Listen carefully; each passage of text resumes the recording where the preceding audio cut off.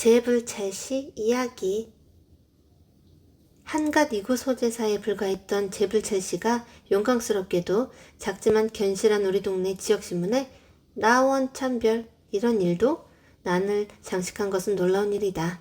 그의 낡고 추하며 동시에 기념비적인 삶이 지니는 무기가 신라면 2박스의 그것보다 더한지 아닌지에 대한 격렬한 논의는 차치하고서라도 나와 함께 이 논쟁을 이끌었던 주인공인 우리 동네 백수들은 결국 소주 12병과 맥주 21병이 그날 혼란의 원인이었다고 시인했다. 어쨌든 그의 죽음이 최소한 30명 이상의 익명의 독자들에게 주목되었다는 것은 분명하니까. 1. 초등학교 3학년 시절 학교 앞 문구점에서 얼떨결에 집어온 유리구슬 한 봉지로 인해 처음이자 마지막으로 아이들의 관심 어린 시선을 받았을 때의 환희를 평생 동안 잊지 못했던 제시는 인생의 황금기였던 그 시절의 영광을 재현하고자 일평생 매진했다. 누군가 한 사람만이라도 그에게 다시 한번 눈을 맞추고 진심으로 축복을 빌어준다면 그 사람을 위해 모든 걸 바치고 말리라고 몇 번이나 다짐할 정도였으니 말이다. 물론 그 모든 것에 그가 아끼던 허리띠와 도자기 저금통 그리고 초대형 스파이더맨 브로마이드 등 수십 가지는 제외된다는 단서가 붙긴 했지만 이런 제시의 강철같은 각오와 다짐 그리고 기다림에도 불구하고 기적 같은 일은 쉽게 일어나지 않았다.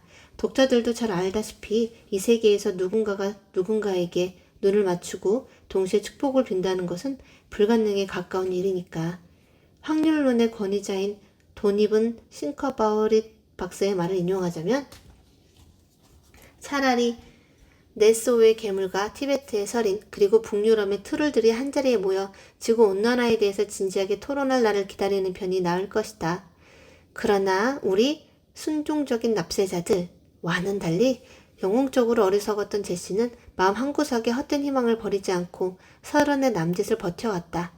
그가 가까스로 얻은 직업을 보면 그 사실을 다시 한번 확인할 수 있는데 29 되던 해에 1.0대41 이라는 경이적인 경쟁률을 뚫고 제1회 2급 이구소재사 자격증을 획득했던 것이다.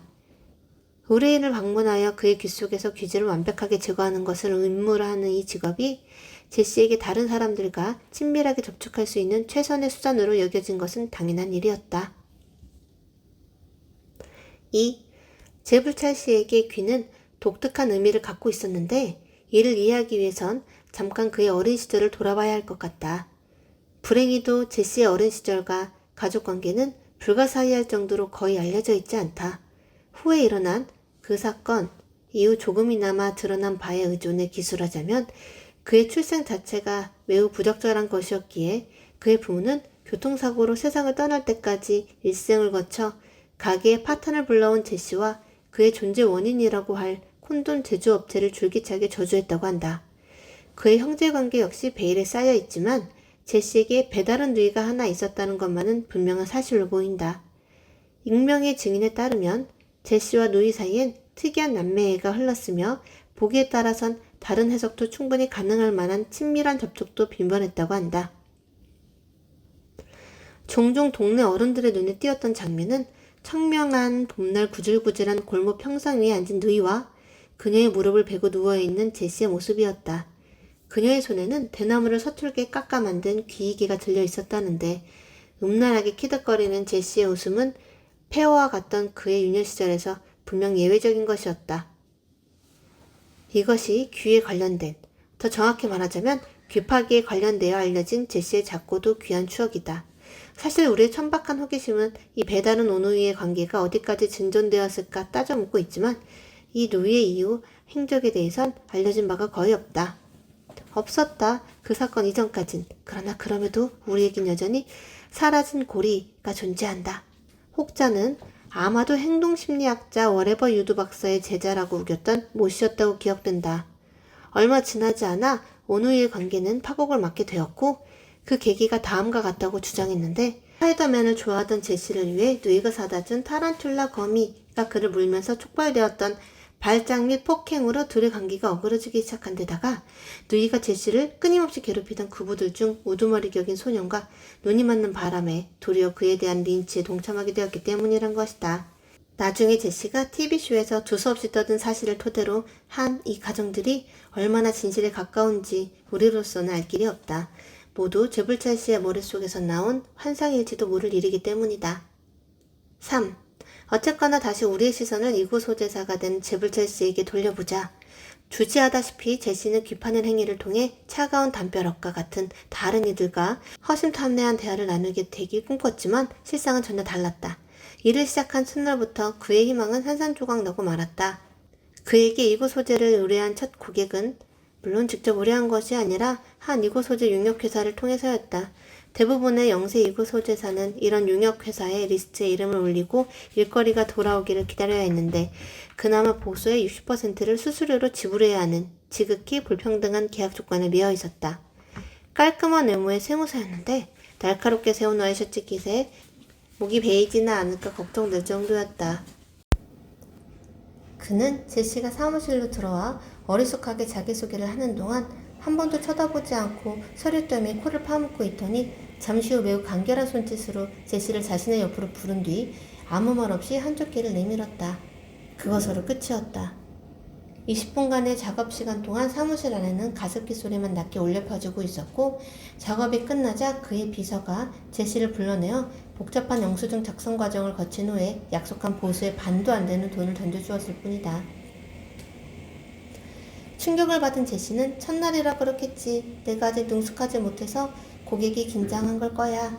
라고 스스로에게 중얼거리며 자유했지만 시간이 지날수록 상황은 더욱 나빠지기만 했다. 요컨대 의뢰인들은 수도 없이 국부를 강타하던 난폭한 개구쟁이부터 늘어난 잠옷 사이로 가슴이 드러나는 줄도 모르고 연신 하품만 해대던 가정주부까지 제시를 진공청소기증으로 생각하는 듯 표정 없이 귓구멍을 내밀 뿐이었던 것이다. 당연히 제시의 말에 귀를 기울이거나 그에게 말을 걸고 싶어하는 의뢰인은 단 한 명도 없었다. 시기 어린 수사를 용서한다면 이렇게 말할 수 있겠다. 제시 앞에 열린 귀는 실상 굳게 닫혀 있었다. 냉소와 회의를 제2의 본능으로 습득한 우리에겐 너무도 당연해 보이는 일이 세상의 모든 정규직, 비정규직 노동자들이 아무 불평 없이 받아들이고 있는 이 자명한 현실이 돌연변이적으로 순진무구했던 제시에겐 잔인하고 가혹한 형벌처럼 느껴졌다. 더불어 단지 생계를 위해 이미 생각했던 것과 정반대에 가깝다고 판명된 이 일을 계속해야 한다는 사실에 그는 참을 수 없는 절망과 좌절을 느꼈던 것이다. 그로 인해 정확히 언제부터인지 알 순 없지만 제시는 의뢰인들 앞에만 서면 작아지는 자신을 발견하게 되었다. 오해를 막기 위해 다시 한번 되풀이하겠다. 그는 점점 작아지는 자신을 발견하게 되었다. 이것은 운유도 수사도 아니다. 제불찰 씨는 어느 순간부터 실제로 작아지고 있었다. 4. 늘상 사용하는 그의 도구, 중국제 알루미늄 소재기가 왠지 모르게 무겁게 느껴지기 시작했을 때 제시는 그저 누적된 피로를 탓했을 뿐이다. 한 손가락으로 자유자재로 다루던 도구를 양팔 모두를 이용해 힘겹게 움직여야 할 때가 되자 제시는 과중한 업무량 때문이라 생각하며 밤마다 애꿎은 소주만 비워댔다. 의아했던 것은 결코 적지 않은 주량을 자랑하던 그가 소주 한 잔을 붙들고 밤새 씨름해야 했으며 다음날 지독한 숙제에 시달려야 했다는 점이었다. 제시는 나의 탓이리라 생각하며 소홀히 했던 근력 운동을 다시 시작하기 위해 즐겨들던 알령을 집었으나 도저히 그 어떤 방법으로도 4kg짜리 아령을 바닥에서 한 치도 들어올릴 수가 없었다. 갑작스러운 건강 악화가 다른 사람들, 용역회사나 의뢰인들, 내게 알려질 경우 당하게 될 불이익에 대한 걱정에 휩싸인 제시는 의식적으로 과장된 몸짓과 헛기침으로 자신의 신상에 아무런 이상이 없음을 강조했다. 하루하루 셔츠와 바지가 헐렁해지자 영양결핍으로 살이 빠지는 것이라 생각하고 각종 보양식품을 닥치는 대로 먹어봤지만 아무 소용이 없었다. 작업의 편의를 위해서는 어쩔 수 없이 날마다 옷의 치수를 줄여야 했고 그의 도구 또한 마찬가지였다. 거액을 들여 장만한 조립형 소재기는 일주일마다 재조립되었는데 그때마다 한 뼘씩 길이가 줄어들었다. 어쨌든 기민한 대처 덕분에 그의 업무엔 문제가 발생하지 않았는데 그로 인해 제시는 한참 동안 자신에게 닥친 일이 어떤 것인지 제대로 파악하지 못했던 것 같다. 그래서 어느 날 아침 세면대 거울에 비친 자신이 코와 눈만 간신히 세면대 위에 걸쳐놓고 힘겹게 칫솔질을 하고 있는 것을 목도했을 때 제시는 그만 정신을 잃고 화장실 바닥에 쓰러지고 말았다. 스스로 작아지고 있다는 것을 인식한 이후로 변화의 속도는 더 빨라졌다. 화장실 기절 사건으로부터 일주일 후 제시는 엘리베이터에서 자신의 층 버튼을 누르는 것을 포기해야 했고, 그래서 다른 사람이 내리는 층에서 따라 내려 계단을 걸어 올라가거나 내려가곤 했다. 양변기에 빠지지 않고 앉는 것이 불가능해져 오리 모양의 아기용 변기를 사야 했다. 불행 중 다행으로 하루 3끼 식사량은 점점 줄어 식비 지출은 이전의 5분의 1도 되지 않았지만 옷과 도구를 수선하고 생활 편의시설들을 바꾸는 데 들어가는 경비가 그 몇 배에 달했다. 제시는 매일 밤 도대체 얼마큼이나 더 작아질까 하는 공포에 시달리며 잠을 설쳤고, 그럴수록 낮에는 모든 것을 잊기 위해 자신의 일에 더욱 매달렸다. 따라서 이곳 소재의 세계에서 그는 갈수록 가치를 인정받고 있었는데, 사실 그가 속해 있는 용역회사 간부들이나 의뢰인들은 애초부터 그에게 아무런 관심이 없었기에, 다시 말하면 그를 쳐다본 적도 신상에 대해 궁금증을 가져본 적도 없었기에 그의 변화를 전혀 알아채지 못했다. 딱 한 번 뒤돌아 앉은 중간 간부가 질문에 대답하는 그의 목소리가 너무 작다고 신경질을 낸 적이 있었을 뿐이다. 등에 날개가 돋고 온몸이 털로 뒤덮인 채 불을 내뿜으며 6개의 발로 길을 소재하더라도 아무도 눈치채지 못할 거라고 씁쓸히 안도하며 제시는 하루하루 버텨가고 있었다. 어쨌든 삶이란 적응의 연속이고 익숙해지는 것이 가장 쉬운 일이라 했던가. 제시는 자신의 변화에 순응하며 다시 고요해진 일상을 살아가고 있었다. 용역회사의 노회한 사장이 그를 식사에 초대한 그날 이전까지는 5. 이례적으로 높은 성과를 올리는 이곳 소재사가 있다는 보고를 들은 사장은 자신의 아량을 과시하고 더불어 다른 이곳 소재사들을 자극하기 위해 제시를 그 해의 최우수 이곳 소재사로 선정하고 친히 만나 만찬의 시혜를 베풀기로 결정했다. 사장은 그에게 관해 좀 더 많은 사전 정보를 원했지만 직원들 중 어느 누구도 제시에 대해 제대로 설명하지 못했다. 그들에게 제시는 하나의 실적으로서만 존재했기 때문이다. 그래서 약속 시간 10분 후 제시가 머뭇거리며 수줍은 듯 등장했을 때 마침내 생기손톱만큼 작아진 그가 티스푼 위에 올라서 사장에게 허리 굽혀 인사했을 때 그들 모두는 경악을 금치 못했다. 사장이 외마디 소리를 질렀다. 오, 세상에. 그리고 입을 벌린 채 무언가를 한참 생각하더니 이렇게 덧붙였다. 자네 정말 쓸모가 있겠군. 다음날 아침 사장은 긴급회의를 소집했고 제불철 씨는 영문도 모른 채 사진실 스튜디오로 끌려가 알록달록한 의상을 입고 그 속에 팅커벨과 엄지공주 의상이 포함되어 있었다. 수백 장의 사진을 찍어야 했다. 이곳 소재 용역회사는 기가 막히게 아담한 이곳 소재사를 전면에 앞세워 대대적인 홍보를 펼치기로 결정했던 것이다. 사장에게 목이 졸려 숨이 끊어질락 말락할 때 홍보실장이 겨우 토해낸 카피는 다음과 같았다. 그대의 귀 속에 온몸을 던집니다. 여성용도 있었다. 그가 직접 들어갑니다. 반응은 폭발적이었다. 평소보다 수십 배 늘어난 의뢰가 폭주했다. 제불철 씨는 아침 6시부터 밤 12시까지 잠시 쉴 틈도 없이 일에 몰두해야 했다. 동시에 수입료도 급상승했다. 처음에 회사는 일반 리고 소재의 20배에 달하는 요금을 부르며 배짱을 튕겨봤는데 그래도 신청이 줄어들 기미가 보이지 않자 쾌재를 부르며 매주 요금을 100%씩 인상했다. 몇 주 지나지 않아 사장은 돈방석에 올랐다. 그러나 제불철 씨는 점점 더 빠른 속도로 작아지고 쇠약해지고 있었다. 그가 10원짜리 동전 하나도 제대로 들어올릴 수 없다는 걸 안 사장은 제시를 불러 자상한 목소리로 속삭였다. 큰 소리로 외치면 제시는 곧바로 기절해버리고 말았기 때문이다. 자네에게 지급할 급료는 착착 모아놓고 있네. 다시 건강을 되찾으면 그때 함께 떵떵거리고 살아보잔 말이야. 그때까지는 우리의 신뢰가 중요한 거 아니겠나? 제불철 씨는 상관없었다. 이제 그는 캄캄한 자신의 앞날을 잊으려는 듯 매 순간 사람들의 캄캄한 귓구멍 속으로 뛰어들어가는 일에만 전념하려 했다. 그는 사람들 귀 속에 가장 깊은 곳까지 들어가 누구의 손길도 닿지 않은 골짜기의 암석처럼 굳어있는 귀지를 자신만의 도구로 부숴 밖으로 퍼냈다. 소재가 끝나면 사람들은 구원이라도 받은 듯 나른한 표정으로 말했다. 난 내가 세상의 모든 소리를 듣고 있다고 생각했죠. 하지만 거의 귀머거리 가까웠군요. 가끔은 귀가 아니라 다른 구멍에 들어가 줄 것을 은밀히 요구하는 고객도 있었다. 제시는 처음엔 완강히 거부했지만 그들이 너무나 간절하게 예원하자 끝내 요구를 들어줄 수밖에 없었다. 작업이 끝난 후 아직 연락에 빠져 가쁜 숨을 몰아쉬는 고객을 본 제시는 누군가 이토록 행복해진다면 그게 나쁜 일일 리는 없을 거라는 확신을 갖게 되었다. 그리고 자신의 능력을 되돌아보게 되었다. 고단한 작업 속에서 제시는 처음으로 보람 같은 것을 느끼기 시작했다. 무차별적인 광고에 입소문까지 덧붙여져 그는 이쪽 세계에서 어느새 유명인사가 되어가고 있었고 그의 완벽에 가까운 작업 스타일에 많은 사람들이 진심 어린 찬사를 보내고 있었다.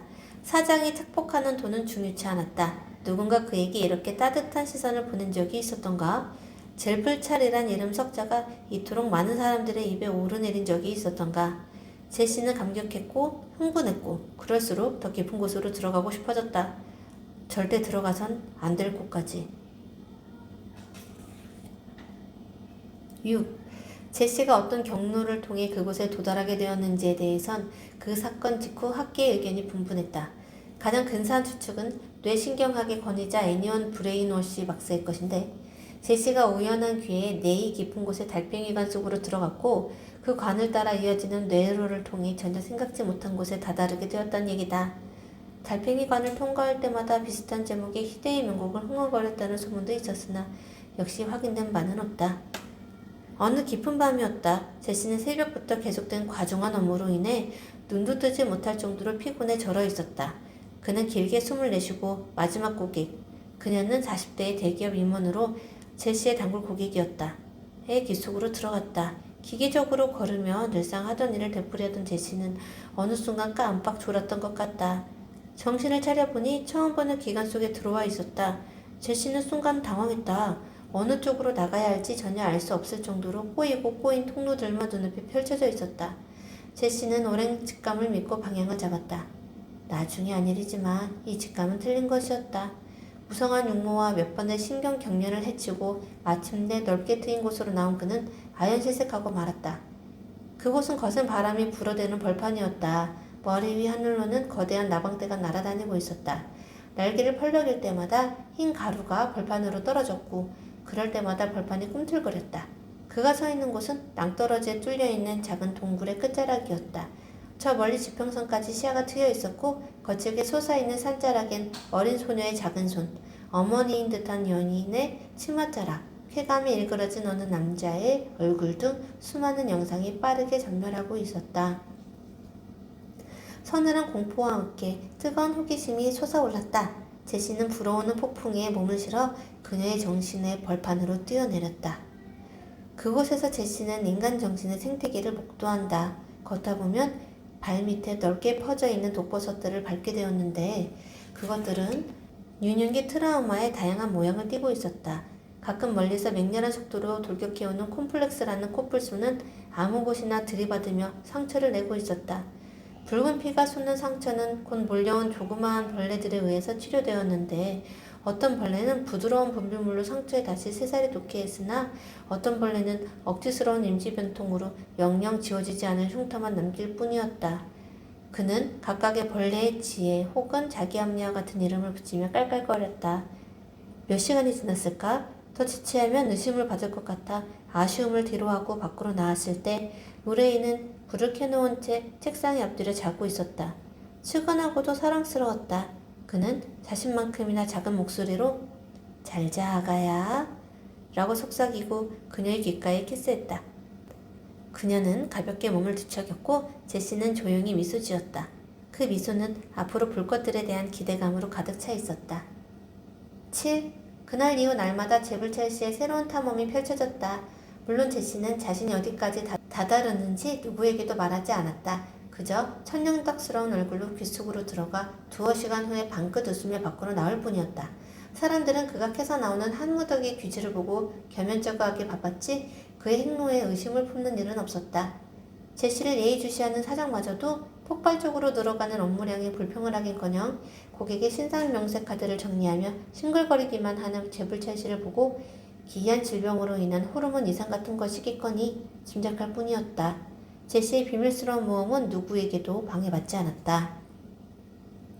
제시가 사람들의 정신 속에서 정확히 무엇을 봤는지 우리는 상상하기 어려우나 극히 일부의 내용이 우리의 기억 속에 희미하게 남아있는 생방송 TV쇼 죽이느냐 살리느냐 그것이 문제로다. 이 공방을 통해 공개된 바 있다. 이 TV쇼에 대해선 물론 잠시 후 자세히 다루게 될 것이다. 천주탐험을 비롯 제시가 진술했던 단편적인 모험담에 따르면 때때로 그는 사람들의 정신 속에서 뜻밖의 공경에 부딪히곤 한 것 같다. 어느 학교 선생의 정신세계 속에서 제시는 뜻밖의 침입자를 어린 시절에 잊고 싶은 기억의 일종으로 간주한 자의 돌고래들에 의해 망각의 골짜기 저편까지 쫓겨가기도 했고, 반대로 한 노처녀의 정신 속에선 잊었던 첫사랑으로 오인된 나머지 단단한 추억의 수액에 둘러싸여 호박 속의 모기처럼 생을 마칠 뻔하기도 했다. 어느 곳에서나 제시는 사람들의 정신을 지탱하는 기둥이란 것이 무척이나 허약하다는 것을 확인했다. 위태로운 흔들거림 속에서도 정신의 붕괴와 폭주를 막기 위해 필사적으로 애쓰는 버팀목들을 보며 그는 복잡한 심경에 빠져들었다. 매일같이 새로운 발견이 이어지던 어느 날 새벽, 이구 소재 용역회사의 사장이 그를 다급히 호출했다. VIP의 의뢰가 들어왔다는 것이었다. 고객은 젊은 나이에 정부의 고위직까지 오른 현재 가장 촉망받는 정치인이었다. 사장은 이 고객이 그날 밤 적국의 고위 인사와 비밀 회담을 갖게 되어 있고, 회담의 내용을 한마디도 빠짐없이 경청하기 위해 역시 비밀리에 이곳 소재를 청해왔다는 이야기를 속삭여줬다. 이번 일만 잘 끝나면 앞으로 저 위쪽과 길이 트일 거고 자네나 나나 무진장 튕길 수 있을 거란 얘기지. 사장은 눈을 희번떡거리며 최선을 다해달라고 거듭 당부했다. 반면 제시는 담담했다. 그는 고객이 누구든 상관없었다. 누구나 귀지가 있듯이 누구나 독특한 정신세계가 있고 어떤 정신이든 모두 그 나름대로 흥미진진한 것이기 때문이었다. 어쨌든 의뢰받은 일을 거절할 이유는 없었다. 대신 궁금한 구석도 없지 않았기에 그는 그날 저녁 삼엄한 경호 속에 중앙의 모 청사로 향했다. 그리고 잠시나마 세상을 떠들썩하게 했던 그 사건이 바로 이 밤에 일어나게 된다. 8. 건물에 도착하자 경호원들은 편의를 위한 것이라며 제시를 작은 다람쥐 집, 쳇바퀴를 띄우는 자국도 남아있었다. 안으로 밀어넣었다. 제시는 지독한 불쾌감에 항의를 하려 했지만 당장의 멀미를 견디기 위해 창살을 움켜쥐어야 했다. 대리석이 깔린 긴 복도를 한참 걸어 마침내 어느 방에 들어서자 그들은 다람쥐 집을 내려놓고 문을 열어주었다. 제시는 울렁거리는 속을 진정시키며 걸어나와 주위를 살폈다. 그가 서 있는 곳은 커다란 책상 위였다. 누군가 눈살을 찌푸리며 그를 내려다보고 있었다. 제시는 자동적으로 첫인사를 외쳤다. 안녕하십니까, 고객님. 고객님이 깨끗한 귀 속을 더욱 깨끗하게 청소해드릴 고객의 행복을 책임지는 이곳 소재사 재불찰입니다. 그를 바라보던 사나이는 대답도 없이 건너편에 누군가에게 중얼거렸다. 네, 이런 웃기는 짓은 필요 없다고 분명히 말했을 텐데. 잠시 동안 자기들끼리 추궁하고 설득하는 대화가 이어지더니 이윽고 그렇다면 중차대한 나란 일에 방해가 되지 않는다는 조건으로 라며 사나이가 제시 쪽으로 귀를 내밀었다. 제시는 다가온 그의 얼굴이 왠지 낯익다는 느낌이 들었다. 하지만 이런 고위 인사를 알 턱이 없기에 잡념을 쫓고 재빨리 그의 귓속으로 뛰어들었다. 사나이의 귓속은 일반적인 사람들의 귓속보다 훨씬 깨끗했다. 귀이개가 닿지 않는 부분까지 깨끗한 것으로 보아 얼마나 강박적으로 청결을 유지하는 성격인지 짐작할 수 있었다. 그래도 구석구석 남아있는 이물질을 깨끗이 제거한 재불철 씨는 방긋 웃으며 그럼 슬슬 들어가 볼까? 중얼거렸다. 지켜보는 이가 있을 리 없는데도 언제나처럼 뒤를 살핀 제시는 그만이 알고 있는 통로로 걸음을 내디뎠다. 사나이의 정신세계 속엔 폭풍우가 몰아치고 있었다. 먹구름이 지평선 위에서 번개를 토해내고 있었다. 늘 이런 건지, 대사를 앞둔 오늘만 이런 건지 제시로선 알 길이 없었지만 어쨌든 탐험하기엔 최악의 기상 조건이었다. 그렇다고 그냥 돌아갈 순 없었다. 높으신 양반들은 뭐가 얼마나 다른지 궁금하긴 했단 말이야. 제시는 옷깃을 여미고 바위 아래쪽으로 최대한 몸을 붙이며 걷기 시작했다. 칼날처럼 뾰족한 자의식의 봉우리들이 끝없이 펼쳐져 있었고 발밑은 천길 낭떠러지였다. 낭떠러지 밑엔 사나이가 제거한 정적들의 시신이 핏빛 급류에 휩쓸려 떠내려가고 있었다. 완전히 공포 분위기로군. 제시는 점점 가까워지는 대포 소리를 피해 서둘러 기하게 우물속으로 뛰어내렸다. 예상대로 어린 시절의 기억은 바깥보다 조용했다. 하나 상대적으로 그런 것뿐이지 모퉁이마다 교묘한 속임수의 기억들이 화살처럼 휙휙 날아오고 있었다. 재불철 씨는 금세 피로해졌다. 밖에서 보는 것과는 전혀 다른걸. 제시는 조그만 바위에 앉아 이제 그만 돌아가야겠다고 생각했다. 그때였다. 사나이의 기억의 조각들이 주저하듯 스멀스멀 제시에게 다가왔다. 점액질처럼 틴득거리는 그것들은 제시를 둘러싸고 살피더니 이내 목을 휘감고 엄청나게 빠른 속도로 어디론가 끌고 가기 시작했다. 저항할 겨를도 없었다. 이런 경험은 처음이었다. 어쩌면 여기서 죽을 수도 있다는 두려움이 엄습했다. 제시는 좋아하는 물냉면과 스파이더맨 브로마이드를 그리며 마지막 기도를 드릴 준비를 하고 있었다. 그때 그들이 제시를 어딘가에 내동댕이 쳤고 제시는 바닥에 머리를 세게 부딪혀 정신을 잃고 말았다. 한참 후 겨우 눈을 뜬 제시는 놀라운 광경을 보게 된다. 바로 어린 시절의 제불철군이 그의 눈앞에 서 있었던 것이다. 제시는 자신의 눈을 의심했다. 하지만 눈을 비비고 다시 봐도 그의 앞에 서 있는 꼬마는 어린 자신이 분명했다. 꼬마 제불찰은 겁에 질려 있었다. 어디선가 아이들이 달려와 순식간에 꼬마를 둘러싸더니 약속이나 한 듯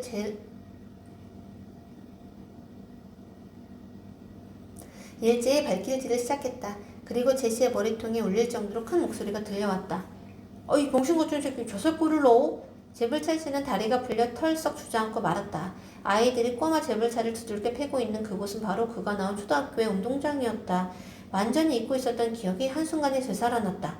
그때의 수치, 굴욕, 통증이 생생하게 사무쳐왔다. 제시는 반사적으로 머리를 감싸주며 외쳤다. 내가 잘못했어. 다 내 잘못이야. 온몸을 죽은 벌레처럼 말고 구타가 끝나기만을 기다린 제시가 고개를 들었을 때 이미 꼬마 제불처럼 간데없고 신나게 축구를 하고 있는 아이들의 모습만 아른거리고 있었다. 시선의 주인공이 골을 넣고 환호할 때 저 멀리 수도가에서 상처를 씻는 초라한 꼬마의 뒷모습이 스쳐갔을 뿐이다. 갑자기 눈앞이 아득해졌다. 빨리 여기서 벗어나고 싶었다. 두들겨 맞고 나면 늘 그랬던 것처럼 무작정 달리고 싶었다. 제시는 어딘지도 모르는 곳을 마구마구 달리기 시작했다. 달리면서 그는 그 목소리의 주인공을 생각해냈다. 병신 같은 새끼, 네가 뭔 줄 알고 까불어? 할 줄 아는 게 뭐 있냐? 넌? 어디 한번 고추 구경이나 해볼까? 잊으려고 악착같이 했어 결국 잊은 줄 알았던 목소리. 어린 시절을 끔찍하게 만든 목소리. 제기란. 내가 들어온 곳이 그놈의 귓속이라니. 제시는 사나이 얼굴이 낯익었던 이유를 이제 알게 되었다.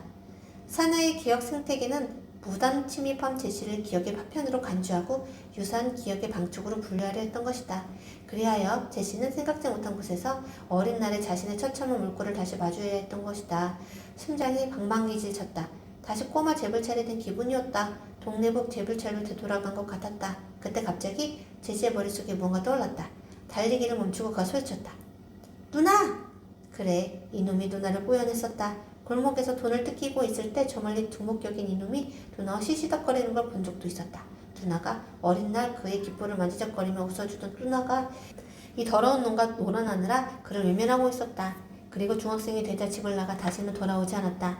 이놈의 기억을 뒤져보면 누나의 행방을 찾을 수 있지 않을까? 제시는 한달음에 되돌아가 기억의 방문을 열어 젖히기 시작했다. 수많은 여자들이 있었다. 하룻밤 상대, 수년간 사귀었을 법한 애인, 친구들, 술집 여인들, 놈의 어린 시절로 다가갈수록 긴장이 고조됐다.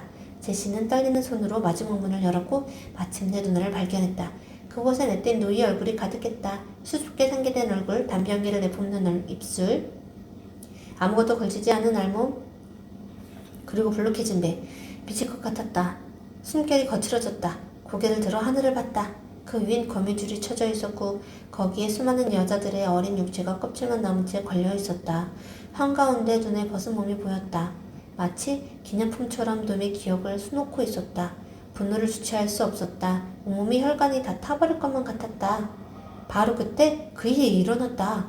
제시의 목, 등, 배, 가슴 위로 검고 두꺼운 털이 돋아나기 시작한 것이다. 팔과 다리 사이에 살이 찢어지더니 그 안에서 4개의 털 초성이 다리가 부쩍 튀어나왔다. 그는 거미가 되어가고 있었다. 자신의 힘으론 그 변화를 막을 수가 없었다. 분노가 다시 분노를 낳으면서 변화는 더욱 빨라졌다. 고통스러운 탈피가 끝나자 제불철 씨는 칠흑같이 검은 타란툴라 거미가 되어 있었다. 이제 그에겐 아무것도 보이지 않았다. 검은 불길만이 그의 온몸을 뒤덮고 있었다. 타란툴라 거미 제불찰은 놈의 거미줄을 기어올라 여인들의 껍질을 땅으로 떨어뜨렸다. 그리고 자신과 누이의 육지의 껍질에 불을 질렀다. 불은 금세 사방으로 번졌다. 제시는 놈의 정신을 지탱하는 이성의 기둥들을 갈까 쓰러뜨리고 흐르는 사위의 강문에는 치명적인 독을 토해냈다. 미쳐 날뛰는 거미에 의해 사나이의 머릿속은 손쓸 겨를도 없이 황무지로 변해가고 있었다. 길고 긴 시간이 흘렀다. 광란을 마치고 탈진한 제시는 한참 후에야 사나이의 콧구멍을 통해 밖으로 나왔다. 비틀거리며 밝은 곳으로 나온 제시를 적국의 장성이 어안이 벙벙한 표정으로 바라보고 있었다. 비밀 회담 테이블 위에서 팬티를 벗고 하와이안 홀라춤을 추고 있는 사나이의 코에서 거미의 모습을 한 제시가 기어나온 것이다. 경호원들이 일제히 달려들어 그를 테이블에 찍어 눌렀다. 10. 제불철 씨는 죽지 않았다. 허나 어쩌면 그때 죽는 것이 나았을지도 모른다. 사태는 일파만파로 커졌다. 적국의 장성은 비밀회담의 상대로 정신나간 젊은이를 내세운 것을 참을 수 없는 모욕으로 여기고 자국으로 돌아가 버렸다. 그에 그치지 않고 그때까지 진행되던 모든 경제협상을 중단하고 주위 병력을 휴전선으로 전면 배치했다. 군사력 감축을 위한 논의는 모두 휴지통으로 들어갔고 두 나라는 다시금 일촉즉발의 상황에 돌입했다. 비밀회담 테이블에서 훌라춤을 춘 사나이는 병원으로 보내졌지만 의사는 이 상태라면 구구단을 외우는 데만 30년 이상이 걸릴 것이라며 고개를 저었다. 국가의 원수는 진노했다. 누군가 이 사태에 책임을 져야 했다. 원칙적으로는 적국과 비밀회담을 가졌다는 사실 자체가 국가 기밀에 속했지만 갑작스러운 군사위기의 원인을 제대로 설명하지 않으면 정권의 근간이 흔들릴 상황이었기에 정부는 테러리스트 이곳 소대사 재불찰에 관한 사실을 긴급 성명을 통해 전국에 공개했다. 그리고 제시를 TV 재판에 회부했다. 그리하여 재불찰 씨는 생방송 TV쇼 죽이느냐 살리느냐 그것이 문제로다를 통해 우리 선량한 시청자들에게 처음이자 마지막으로 그 못생긴 얼굴을 선보이게 된 것이다. 익히 알다시피 지금도 높은 시청률을 기록하고 있는 프로그램이니 하나 외국인이나 TV를 시청하지 않은 일부 몰상식한 독자들을 위해 설명을 덧붙인다. 이 프로그램은 위대한 민주주의의 원칙 다수결을 통해 피고의 유죄 여부를 판결한다. 재불찰 씨의 털복숭이 8가지, 4가지가 아니라 8가지가 되었다. 는 각각 25,000볼트의 전류가 흐르는 전극에 연결되었다. 무대엔 검사와 변호사 역을 맡은 두 아나운서가 등장했다. 검사 역을 맡은 근육질의 미남 아나운서는 이 작고 추악한 돌연변이 괴물이 태어나서 지금까지 이 사회에 어떤 해악을 끼쳐왔는지에 대해 열변을 토했다. 피고가 어릴 적 몰래 집어간 구슬만 몇십 개였는지 모릅니다. 이구 소대사라는 가면을 쓰고 피고는 우리의 부인과 딸들을 희롱했습니다. 검사가 침을 튀길 때마다 시청자들은 ARS 전화를 통해 전국으로 전류를 흘리라는 버튼을 눌렀다. 제시가 귀를 찢을 듯한 비명을 지르며 거의 바삭바삭하게 구워질 무렵 변호사 역을 맡은 미녀 아나운서가 마침내 화장을 다 고치고 무대 앞으로 나섰다. 피고는 구역질 날 정도로 추하지만 그리고 국가에 씻을 수 없는 죄를 지었지만 그 역시 이 사회에 가련한 피해자라는 사실 시청자 여러분 다시 한번 생각해 주시길 바랍니다. 변호사는 시커먼 숫덩이 같은 제시에게 다가가 마이크를 가까이 대고 어린 날부터 지금까지 행로에 대해 질문했다. 제시는 거의 알아들을 수 없는 목소리로 질문에 가까스로 대답하고 있었다. 이때의 진술 내용이 재불찰 씨 이야기의 근거가 되었다는 것은 전술한 바와 같다. 다시 말하자면 이 글은 별 신빙성이 없다는 얘기다. 지루한 신문이 이어지자 초당 시청률이 급격히 떨어지기 시작했다. 시청자들은 화려한 전기쇼를 원하지 구태의연한 심파를 보고 싶어하지 않는다는 것은 방송사 사장이 누구보다 더 잘 알고 있었다. 그는 검사에게 헤드셋을 통해 무언가 주문했다. 그러자 검사가 벌떡 일어나 소리쳤다. 증인을 신청합니다. 바로 피고가 피해자에게 유린당했다고 주장하는 피고의 누나입니다. 방청객들은 환호성을 질렀다. 번쩍거리는 조명을 받으며 한 여인이 등장했다. 그녀는 조금 뚱뚱하긴 했지만 두꺼운 화장으로 수많은 주름을 성공적으로 감추고 있었다. 10일 방청객과 시청자들은 모두 숨을 죽이고 그녀를 응시했다. 그녀는 증인석에 앉아 양해를 구하더니 담배를 한 대 꺼내 물었다. 그리고 검사의 질문에 낮게 가라앉은 목소리로 대답했다. 제 동생은 어릴 적부터 정신이 이상했습니다. 제가 뒷마당에서 몸을 씻을 때 훔쳐본 적이 한두 번이 아니었어요. 제가 얘기하는 것의 절반은 사실이 아닙니다. 제 몸이 저렇게 변한 것도 어쩌면 비뚤어진 성격 탓일 거예요. 그녀는 재불찰 씨 쪽을 한 번도 쳐다보지 않았다. 제시 역시 눈을 뜰 수조차 없는 상황이었다. 그저 1, 2분마다 생각난 듯이 꿈틀꿈틀 경련할 뿐이었다. 그녀는 입술을 깨물고 말을 이었다. 저는 피해자와는 몇 번 만난 적도 없으며 오늘 이때까지 혼자서 행복하게 잘 살고 있습니다. 동생이 미친 짓의 이유로 제 핑계를 댄 건 말도 안 되는 일이에요. 그녀는 대사를 외대 증언을 마치고 벌떡 일어나 스튜디오를 떠났다. 장례는 차갑게 식었다. 그나마 호의적이었던 일부 방청객과 시청자들도 모두 전기차용의 버튼을 누를 분위기였다. 그때였다. 변호사가 다급해진 얼굴로 소리쳤다. 여러분, 저희가 준비한 영상을 보세요. 그리고 마지막 판단을 내리시길 바랍니다. 대형 스크린에 대역 재현 영상물이 떠올랐다. 화면은 뽀얗게 필터 처리되어 반짝거렸다. 재벌찰 씨의 어린 시절을 맡은 아역 배우는 천사처럼 귀여운 눈을 깜빡였고 웃을 때마다 보조기가 움푹 들어갔다. 그 천진한 얼굴이 나타날 때마다 방청석에서 환호가 터져나왔다. 영상 속에서 불량기 가득한 소년들에게 제군이 두들겨 맞을 때 비명을 지르는 방청객들을 속출했다. 피해자의 귀 속에서 벌어진 일에 대해서는 조금도 다루지 않았다. 다만 마지막에 이구 소재사 재벌찰의 고객들의 짧은 증언이 편집되어 담겨 있었다. 그로 인해 전 세상에 귀 기울일 수 있게 됐습니다. 제시는 제 몸에 잠자던 부분을 끼워주었어요. 이때 스튜디오의 조명이 암전되더니 무대 중앙에 스포트라이트가 켜졌다. 변호사가 발레 의상으로 노래를 부르기 시작했다. 노래 제목은 누가 이 사람에게 돌을 던지랴. 트로트와 테크노가 묘하게 혼합된 그 노래는 미녀의 관능적인 춤과 퍽이나 잘 어울렸다. 방청객들은 열광했다. 시청자들도 노래가 나가는 동안 미친듯이 ARS로 무제 버튼을 눌러댔다. 결국 쇼가 끝날 때쯤 1350만 대 1486만으로 재벌철 씨에게 무죄가 선고됐다. 모든 시청자가 감동의 드라마에 가슴 벅차 올랐다. 그리고 막 시작한 타 방송사의 코미디 프로그램을 보기 위해 채널을 돌렸다. 방송사 사장은 크게 만족했다. 바로 그 다음 주 방송에 중간 광고를 따내려는 전화가 빗발쳤다. 그는 비서의 등을 두드리며 말했다. 이 정도면 그 여자한테 준 돈을 몇 배를 건진 거야. 그 여자가 누군지 알 길 없지만. 불 꺼진 스튜디오의 세트는 다음 녹화를 위해 서둘러 철거되고 있었다. 뒤늦게 도착한 아르바이트생이 세트 한가운데에 거무튀튀한 벌레 같은 것이 있다는 걸 발견하고 집게로 집어 화장실까지가 변기에 내던졌다. 그의 외할머니가 어릴 적에 말씀하셨다. 죽은 줄 알았던 벌레도 금세 살아서 기어나오더라. 벌레는 꼭 하수구해버리거라. 아르바이트생은 돌아가신 외할머니를 추억하며 변기에 물을 내렸다. 에필로그 한갓 이구 소재사에 불과했던 재벌찰 씨가 영광스럽게도 1년 반의 역사를 자랑하는 우리 동네 지역신문에 나 원참별 이런 일도 난을 장식하게 된 데에 이와 같은 곡절이 있었던 것이다. 지난달 실린 기사는 다음과 같았다. 우리 동에 3대째 살아오고 계신 유서 깊은 동민 가문의 박금심씨 64세 여는 3일 전 마을잔치를 위해 홍어 내장을 씻다 이상한 물체를 발견했다. 검은 벌레 같은 것이었는데 아주 작은 새 조각을 꼭 쥐고 있었다. 박 씨는 탁월한 기억력을 토대로 이 작은 물체가 몇 달 전 TV에 나왔던 인물일지도 모른다고 생각했다. 반가운 마음에 각 신문사와 방송사에 이 사실을 제보했지만 대부분 그 인물을 기억하지 못했고 기억하더라도 뉴스 가치가 없다며 전화를 끊었다. 분통이 터진 박 씨는 결국 역사와 전통을 자랑하는 본부로 찾아왔고 본부 기자는 인터넷을 뒤져 그 인물이 이제는 불법으로 규정된 이구 소재사라는 직업을 가졌던 제모 씨라는 것이 밝혀냈으며 그 새 조각은 그의 소재기일 것으로 추정했다. 덧붙여 밝히자면 제모 씨는 죽은 것이 확실하다. 박 씨가 본사에 오는 길에 실수로 떨어뜨려 달리는 트럭 바퀴에 깔리는 바람에 완전히 바스러졌기 때문이다. 삼가 고인의 명복을 빈다.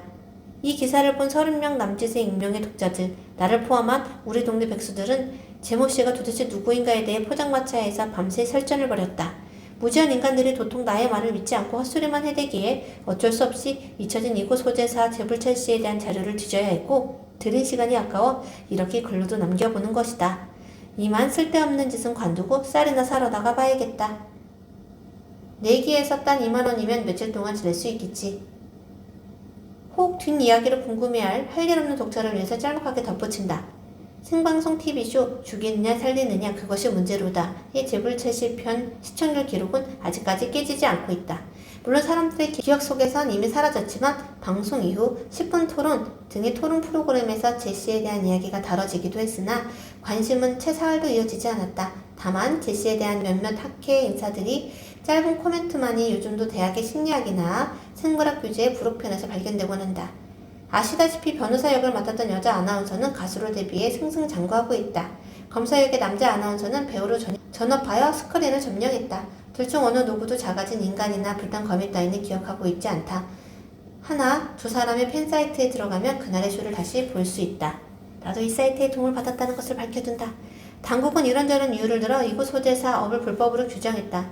이구 소재사 자격증 시험은 폐지되었으며 기존의 이구 소재사 용역회사들도 모두 강제 폐업되었다. 재벌찰시 덕에 돈방석에 올랐던 용역회사 사장은 추징된 벌금으로 가사를 모두 탕진했고 현재 모 여대 앞에서 치명적으로 매운 닭꼬치를 팔고 있다고 전해진다. 조국과의 관계는 알 수 없는 이유로 정상화되었다. 누군가는 시간이 모든 걸 해결해준다고 말했지만 아직도 일부 시민단체에선 수백억 달러 규모의 비자금이 적국으로 흘러들어갔다는 주장을 멈추지 않고 있다.